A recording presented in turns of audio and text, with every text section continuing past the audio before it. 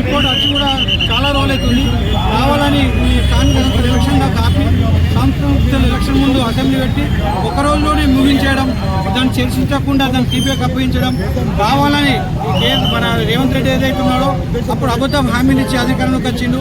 మళ్ళీ కాంగ్రెస్ సంస్థలలో మొత్తం ఆయనకు వ్యతిరేకత కనిపిస్తుంది. కాబట్టి ఎటు చూసినా ఏ విలేలో పోయినా కరెంట్ ప్రాబ్లం, యూరియా ప్రాబ్లం, కొత్త పథకం కూడా అమలు చేయలేకపోవడం, ప్రజల్లో మొత్తం వ్యతిరేకత మూట కట్టుకుంటున్నాడు.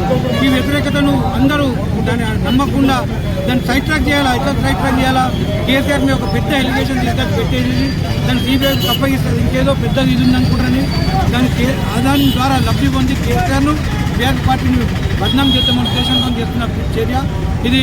రేవంత్ రెడ్డిని పిరికి పొందే చర్యగా మేము భావిస్తున్నాము. మేము ఎట్టి పరిస్థితుల్లో దీన్ని తిప్పి కొడతాం. కేసీఆర్ వెనకాల నిలబడి మేము అందరం ఇంతకంటే ఇంకా పెద్ద మొత్తం ఉద్యమాన్ని ఉత్సవం చేస్తామని ఈ సందర్భంగా తెలియజేస్తున్నాం. జై తెలంగాణ, జై కేసీఆర్. అందులో భాగంగానే మరి మనం తెలంగాణ ఉద్యమము మన కేసీఆర్ గారు చేశారు. అందులో భాగంగానే ఇలా ప్రపంచ పటంలో తెలంగాణలో కాళేశ్వరం ప్రాజెక్టు నిర్మించినటువంటి ఘనత మరి కేసీఆర్ గారిది.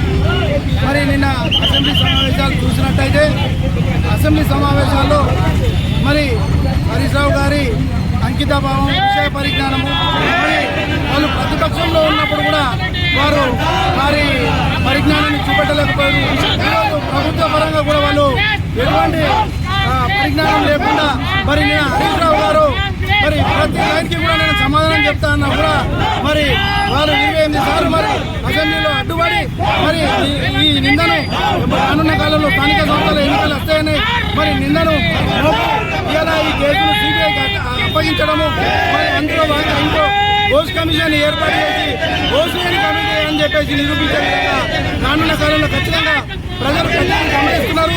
రానున్న కాలంలో మరి ఖచ్చితంగా కాంగ్రెస్ పార్టీకి మనుగడ లేకుండా ప్రజలకు చెప్తారని చెప్పేసి ఖబర్దార్ రేవంత్ రెడ్డి, ఖబర్దార్ కాంగ్రెస్, జై తెలంగాణ.